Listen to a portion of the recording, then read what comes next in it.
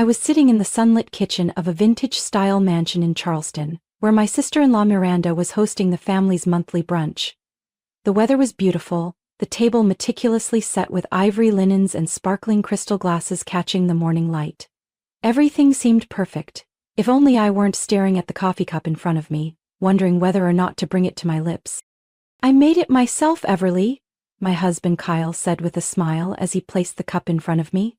His voice was casual, but his eyes sent a chill down my spine. "Tried a new recipe, just for you." The smell hit me instantly. Something was off. Not just wrong, strangely metallic and warm, like it didn't belong to any coffee I'd ever known.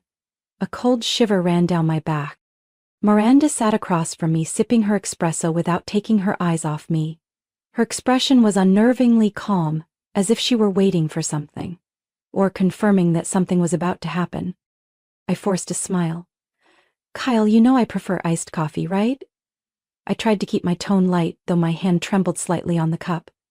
"You're breaking tradition today." He shrugged. "Thought I'd shake things up. You should try it. Miranda and I already did. It's really good." "Here. Is that so?" I turned to Miranda, searching her face for any sign beyond that robotic smile. She nodded slightly and set her cup down, not taking another sip. I'd gotten used to this brand of friendliness. In our 3 years of marriage, I'd been hospitalized 3 times after eating at Miranda's house. Mysterious allergic reactions, food poisoning, or severe stomach cramps. Nothing ever conclusive. Kyle always had an excuse. Strange food, sensitive stomach, weather changes. Miranda always appeared concerned, asked how I was, sent flowers to the hospital, but never visited. I no longer believed in coincidences. Not after nearly missing a major meeting because of a detox tea she'd made for me. "So, what were you and Miranda doing at her place so late last night?" I asked casually, still staring at the coffee. Kyle blinked, slightly startled. We were discussing your anniversary gift. Wanted to surprise you." "Surprise indeed," I muttered, setting the cup aside as I pretended to search for my phone in my purse. I glanced at the table. 3 cups of coffee, 1 for me, 1 for Kyle, 1 for Miranda. Mine was the only one untouched, and I was sure they both knew that. Miranda propped her chin on her hand, her smile barely noticeable. "Everly, you worry me. You've looked so tired lately. Everything all right?" "Not really," I replied, my gaze dropping to the polished tile floor. "Maybe I just haven't had my coffee yet." I lifted the cup to my lips, didn't drink, just mimed a sip, while keeping my eyes on both of them. They exchanged a brief glance. Not long, but long enough to tighten the knot in my chest. Something was happening. And if I wasn't careful, this cup might be the reason I never left that table. I stood up, phone in hand like I'd just gotten an urgent message. "Excuse me, I think my assistant just texted me. Mind if I use your study for a second, Miranda?" "Go ahead," she said, her eyes following me like a hawk. I walked past the table toward the hallway leading to the study. As I passed Miranda's chair, I deliberately stumbled a little. "Oh, I am so sorry," I exclaimed, bumping the table just enough to jostle the cups.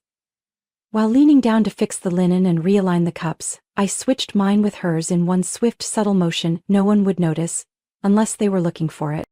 Miranda glanced at me, her brows twitching, but said nothing.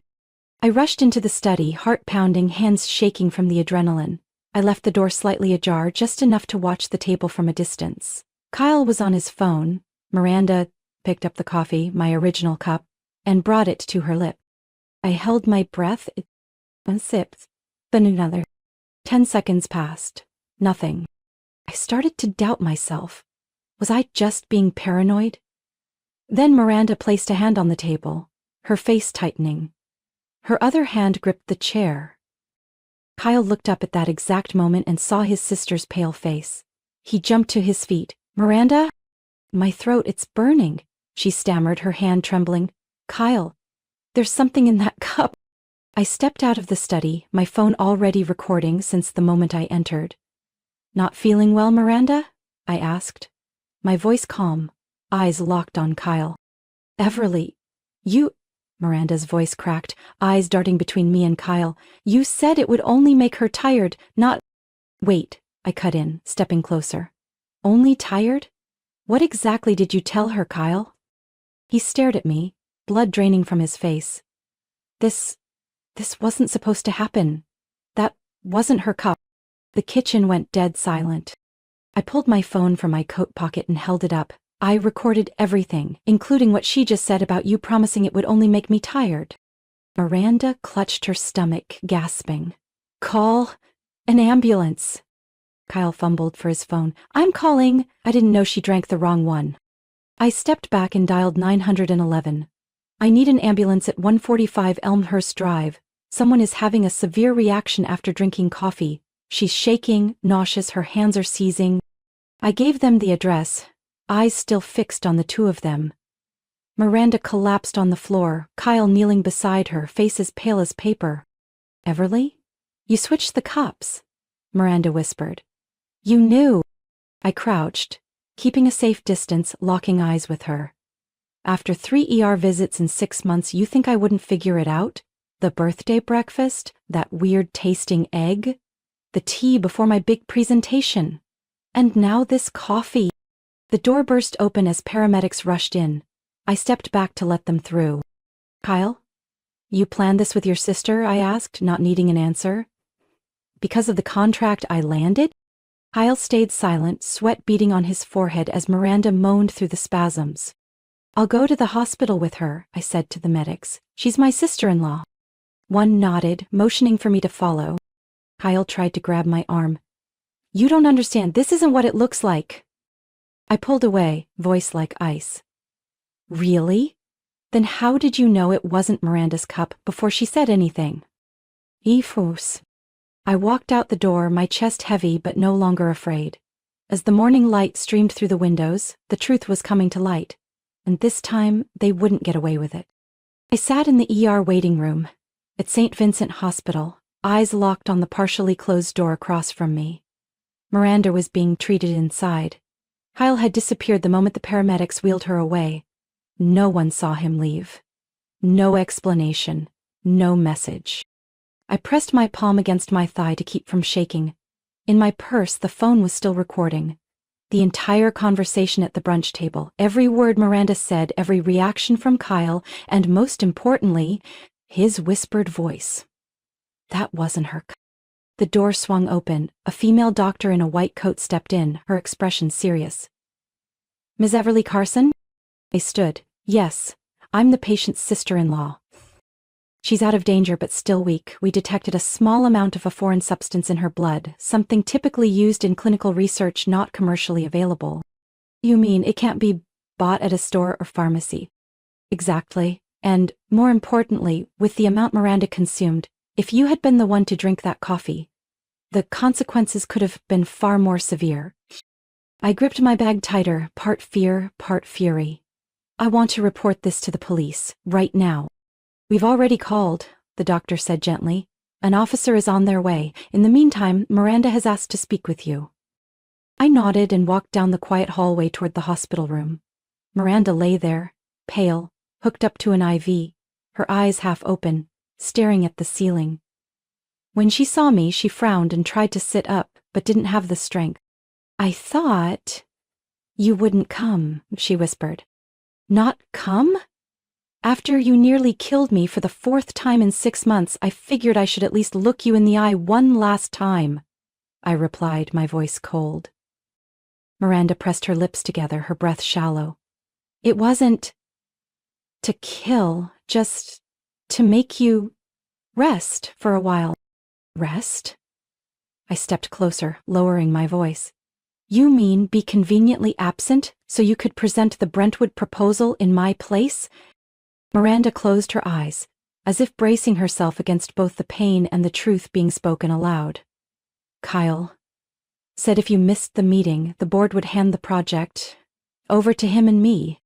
You were behind the times I ended up in the hospital? I asked, even though deep down I already knew. I made the tea when you had that allergy episode, just enough to make you dizzy. Kyle brought the muffins on your birthday. He added a little flavoring, that's what he called it. I sat down in the chair beside her bed, eyes unblinking. Why? I never competed with anyone. I worked hard, I came in early, stayed late. I even gave you the spotlight last year on the Harper project, Miranda sighed, eyes still closed. Because you made everything look easy. Clients loved you, you had the ideas they wanted, and me, I worked for over a decade and no one noticed. Then you showed up and all the spotlight went to you. I sat in silence. There was no excuse for what they did, but under the hospital's soft yellow light, I saw nothing but a woman hollowed out by envy that had eaten through all reason. And Kyle? I asked. He's my husband. The one who swore to protect me. Miranda squinted, lips twitching into a weak smirk. Kyle never stood behind anyone. Once you outpaced him, everything changed. The coastline deal, the lakeshore contract, they all went to you. The door opened. A female officer entered, followed by a nurse. Ms. Miranda Stone, the officer said, we need you to cooperate in an investigation regarding the suspected attempt to harm another individual. Miranda nodded weakly. She didn't resist. As they prepared to escort her out, she turned to me. Everly? Don't trust anyone. Not even the ones who sleep beside you every night. I stood still, my heart heavy. That line haunted me more than the confession. I left the hospital that afternoon under a light drizzle. Raindrops tapped against the roof of my car as I sat in the parking lot, hands clenched on the wheel. Miranda's last words echoed in my head. Don't trust anyone. Not even the ones who sleep beside you. I knew this battle was far from over. Before leaving, I had sent the audio recording from the brunch to my private attorney, Andrew Gallagher, a former partner from several intellectual property cases. He was not only brilliant but completely discreet.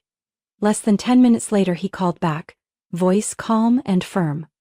Everly, this is the first piece of evidence we need. But I'll need more, something to show this wasn't an isolated incident. I looked down at my phone, then reached for the backup phone, the one I kept hidden in my desk drawer. It held a full archive of voice memos and screenshots I'd quietly collected over the past 4 months. The first time I truly suspected something was wrong was back in February, after I collapsed in the conference room just hours before I was set to present a strategic plan to the Corellas board. Kyle had stepped in to replace me, and even though he simply repeated my slides, the report credited him as the lead presenter. That evening, I found a small, unlabeled white sugar packet tucked into the lunch Kyle had packed for me. I didn't say a word, but from that moment on I started recording everything. I opened a folder labeled Obsidian, a code name I'd given it. Inside were 17 voice recordings, 24 screenshots of messages between Kyle and Miranda, and a detailed log of every incident, the time, the symptoms, who cooked, who handed me drinks, and what happened afterward. Every detail arranged like a covert operations report. I sent it all to Andrew with a note. I'm ready to bring this to light. I won't let them get away with it. Within 30 minutes, Andrew called back. Everly, this is no longer just a family or workplace dispute. This is a systematic scheme to cause harm, sustained over months, with clear evidence of collusion and intent. I'm forwarding it to an investigator. But you need to stay calm and absolutely avoid confronting Kyle directly. I nodded silently, then drove home.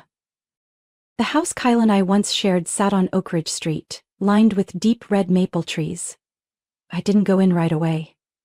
Instead, I played a voice memo from 3 weeks ago, when Kyle called Miranda from our living room thinking I was asleep.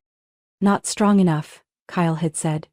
Last time she just got dizzy and still showed up to the meeting like nothing happened. You sure it'll work this time? Miranda's voice, cold and matter-of-fact, answered. As long as she misses the Argon & Co. product launch, the client will come to us. They want consistency, not someone who's constantly hospitalized. I stopped the playback, my chest going cold. When I opened the front door, Kyle was lounging on the sofa with a glass of wine, as if nothing had happened. You're back. How's Miranda? I didn't answer. I walked straight to the office and locked the door behind me. I needed a safe place to prepare. On my computer, I opened our most recent contract with Henderson Group, a deal worth over $8 million. My name was listed as the direct representative, and I knew Kyle had tried to take the lead for the executive pitch and been denied. Anger and betrayal swirled in my chest, but I couldn't let emotion cloud my next steps. I turned on the webcam and began recording a video statement, My face was clear, my eyes steady, and my voice resolute. My name is Everly Carson. I have been poisoned multiple times over the past 6 months by my husband Kyle Carson and my sister-in-law Miranda Stone. Their intent was to weaken my ability to work, cause me to miss important meetings, and divert business opportunities to themselves. I saved the file and named it Final Truth Mouth 4. When I stepped out of the room, Kyle was watching me closely. "You okay?" he asked. I smiled. "Fine. But I think we need to talk. With a lawyer." Kyle's face tightened for a split second. I could see him calculating an exit strategy. But this time I was already one step ahead, and I wasn't stopping until the truth came to light. The next morning, I returned to St. Vincent Hospital with everything my lawyer had requested: copies of the recordings, a detailed log file, and the video statement I had recorded the night before. The police had already been notified and arrived on time. Officer Maria Ellison, along with 2 colleagues and the attending ER doctor, met me in the administrative office. "I've been briefed," Maria began, her voice firm. "But we'll need to review all documentation and, if possible, confirm the hospital records of your recent admissions." "I've prepared everything," I said, handing her a USB drive, "and here's a letter from Dr. Brunner. He treated me during my last admission in June." They opened a laptop and plugged in the headset. As the Brunch recording played, I watched Maria's expression shift, from skeptical to stunned to icy. "That wasn't her cup." Maria repeated Kyle's line from the recording. "That's the turning point." I nodded. "And there's more." In other recordings, Kyle and Miranda discussed dosages, symptoms, and ideal timing for me to be out. Maria glanced at the doctor. "We'll need Miranda's blood test results as soon as possible, and, if available, compare them to Everly's from her past ER visits." The doctor nodded. "We're working on it. But there's one critical detail. Miranda's preliminary results show traces of a compound used in behavioral neurotesting. It's not approved outside of lab trials." Maria turned to me. "Do you know where that might have come from?" "I'm not sure," I replied. "But Kyle used to be a research assistant at Brown University during his grad program. One of his former classmates now works at a pharmaceutical company called Cantor Farm. They specialize in neurological test compounds." She noted it down, then radioed in for a team to investigate Kyle's workplace. Ashcroft and Bennett, where he worked as a legal advisor on commercial contracts. Less than an hour later, the report came in. 4 small, unmarked vials were found in Kyle's desk drawer at the firm, each with a handwritten note detailing observed symptoms, onset timing, and a related project name. One note read, "Everly Henderson deal. Must last at least 3 days." I felt numb hearing that. The truth was now undeniable. This wasn't just a ploy to sabotage me at work. It was a methodical, calculated operation, carried out with chilling precision. "We're expanding the investigation to Cantor Farm," Maria said. "If the compounds trace back there, more names will be involved, but for now, Kyle Carson is being summoned." As we discussed next steps, a hospital staffer entered and informed us that Miranda was awake and had asked to speak with me privately. I followed them to her room. Miranda looked completely different from the day before. Her face was less tense, her eyes no longer held that smug glint, just exhaustion and something like relief. "I didn't think you'd come," she rasped. "I came to hear your final confession," I said, standing a few feet from her bed. "No need to confess more, I've said enough," Miranda whispered. "But I want you to know. I didn't think it would go this far. Kyle, he pushed me past the line. I just wanted my career back, not to destroy you." I stayed silent. It wasn't an apology, and it wasn't remorse, just the self-pity of someone who knew she had lost. "I'll tell the police everything," Miranda added. "I have a copy of an email Kyle sent to someone named Jonathan Matthews at Cantor Farm. He asked for a compound that slows cognition without leaving a trace. It's on my laptop." I left the room without responding. I didn't need a confession. I needed justice. And justice had finally begun to turn. The trial began on a cold autumn morning at the Charleston County Courthouse. Outside, maple trees were just starting to change colors. Inside, the tension was so thick that even the faintest cough echoed sharply. Kyle Carson and Miranda Stone sat at the defense table. their faces cold, stripped of the confidence they once wore at their lavish family gatherings. I sat in the front row on the plaintiff's side next to Attorney Gallagher. Behind me were my mother, a few close colleagues and a representative from Henderson Group, the client we nearly lost to Kyle's scheme. The prosecutor opened with a clear statement. This case isn't just about betrayal within a marriage. It's about a calculated campaign to destroy a woman's health, reputation, and career, all because she was more successful. The evidence was presented one piece at a time. The brunch recording, text messages between Kyle and Miranda discussing dosage and timing, and a handwritten note from Kyle that read, "Double the dose if needed, ensure she's absent on the 17th. The courtroom fell silent as the prosecution played the video testimony I'd recorded at home, where I looked straight into the camera and spoke about the pain, the hospital visits, and the crushing realization that it was my own husband who handed me every morning, "Drink." I didn't look at Kyle as the video ended. I had long stopped seeking any emotion from him. On the second day, Dr. Brunner was called as an expert witness. He presented my blood test results from 3 separate hospitalizations, each one showing traces of the same rare chemical compound, with gradually increasing concentration. This was not accidental poisoning, the doctor stated. Someone was monitoring the patient's reactions and adjusting the dosage over time. That indicates control and intent. On the third day, a representative from Cantor Farm, the pharmaceutical company Kyle had ties to, confirmed that an employee named Jonathan Matthews had been suspended, and the chemicals in question were linked to emails from Kyle Carson. "We are shocked and deeply regretful," the representative said. "These compounds were never authorized to leave controlled environments." When the defense attorneys stood, they tried to shift the narrative by claiming Miranda was manipulated and that Kyle only wanted to help his wife rest from being overworked. The courtroom erupted when the prosecutor responded, "Help her rest? By lacing her food with test compounds? By emailing a friend asking for a dose strong enough to keep her out of work for 3 days? Your Honor, this is not concern, this is conspiracy."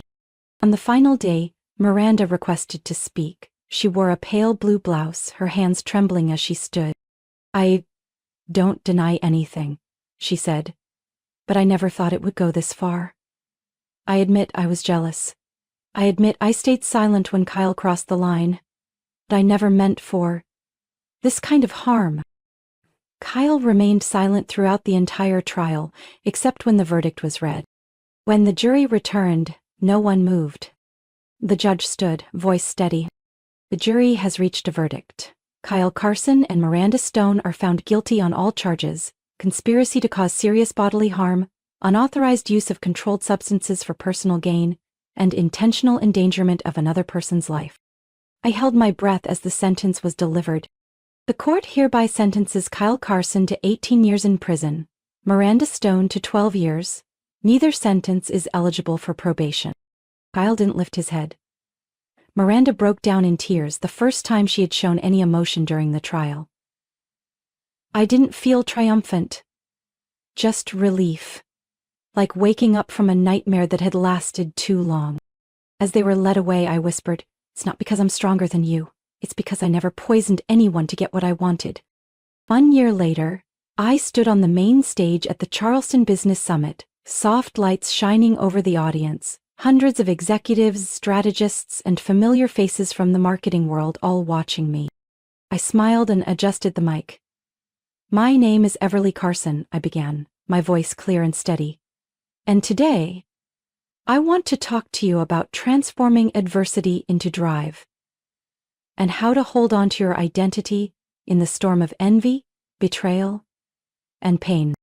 A year ago, I walked out of a courtroom not with a win in hand but with a shattered heart.